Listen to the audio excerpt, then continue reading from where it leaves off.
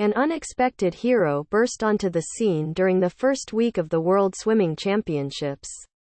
The coach of the United States artistic swimming team, Andrea Fuentes.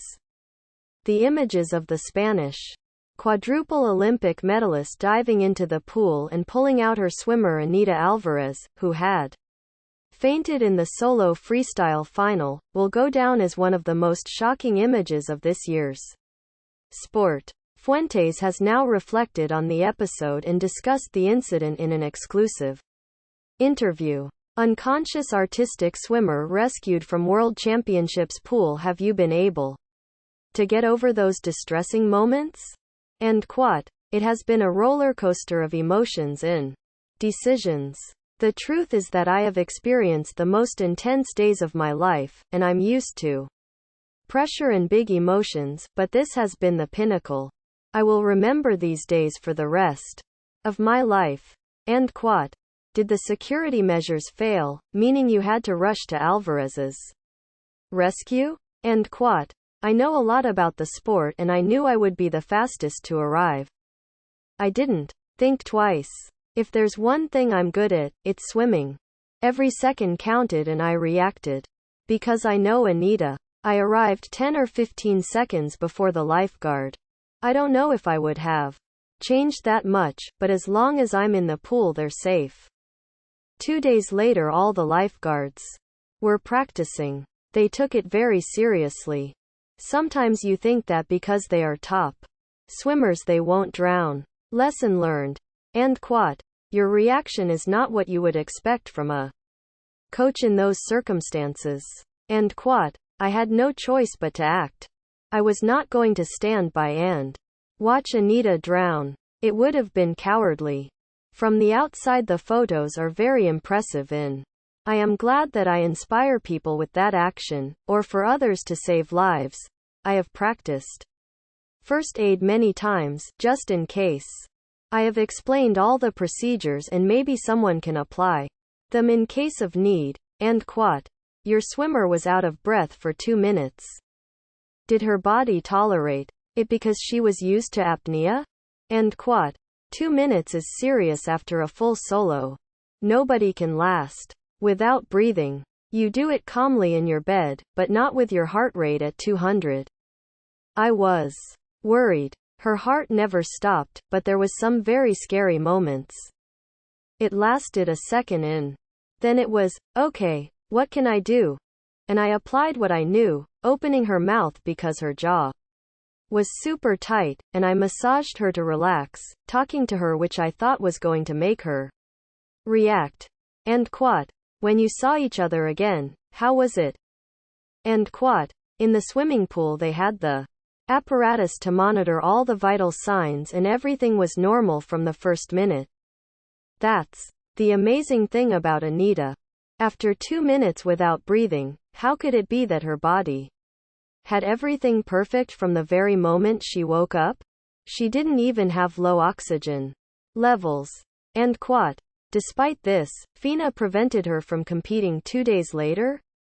End quote. Obviously we were prepared to swim the team final with Anita. Our doctor had authorized us to do so and we celebrated that. Anita had her hair and makeup ready, but about 3 hours before the final FINA told us. I was training with the team and would have liked to be at that meeting, with my team manager and the doctor. They were told no. It was very frustrating. We had 2 options, either give up and let it go, or show that we were moving forward. It wasn't the best situation, but we were happy because we kept going. For Anita it was very hard because she was very motivated to compete. End quote. How might this experience affect her future in the sport? End quote. The next time she is in a world championships, a part of her will have a hard time, but that's where my work and the psychologist's work comes in, to make her trust her body. Now we have a year to find out what causes her to have these weaknesses and find solutions. End quote. You and your assistant, Anna Voloshyna, seem to follow the model of a Zinedine Zidane or Xavi Hernandez, who can still train with their players. End quote. I have the advantage of having been an athlete relatively recently, even though I retired 10 years ago, but I still have all the feelings I had when I was swimming. I have been a sportswoman for many more years than a coach.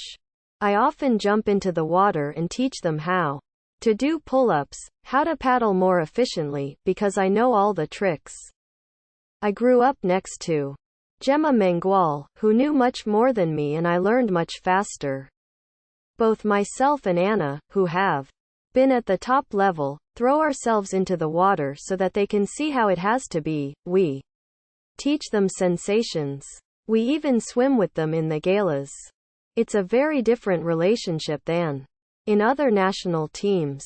We understand the new generations much better, we reach them much more easily.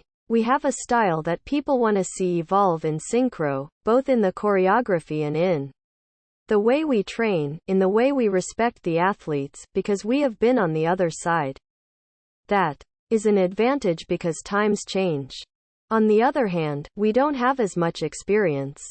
We have a lot to learn in how to coach a team, but our big advantage is that we are young and we are very hungry to change the sport. And quat. Does that create a more intense relationship with the athletes? And quat. Many synchronized swimmers have grown up with that distance and that strong hand, which nowadays is obsolete, because otherwise young girls won't take up the sport. Why would I do it if they're not going to respect me, if I feel alienated as an athlete or a person? There are other youth sports, like surfing, skating or climbing, that connect you more with yourself. If we don't do the same, there is no point in living in another era. I am very happy that we are the ones chosen to have that role in our sport. And quat. Do you think what happened in Budapest will help you in the US to be more visible? And quat. We could have Red Bull with us because we are an extreme sport. Now, I don't like the Barbie version of synchro. It's very hard and we are superheroes. It's an amazing sport and I love that people realize what it's like. It's annoying that despite so much effort someone then says it's not a sport. If this episode serves to value the effort of the sportswoman, for their self-esteem, then it's welcome.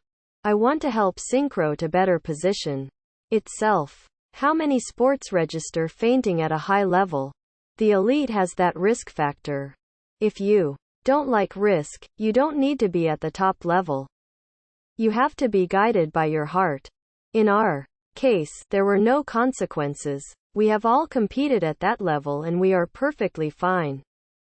It's shocking to see, but Anita is perfectly fine, happy with the competition she had.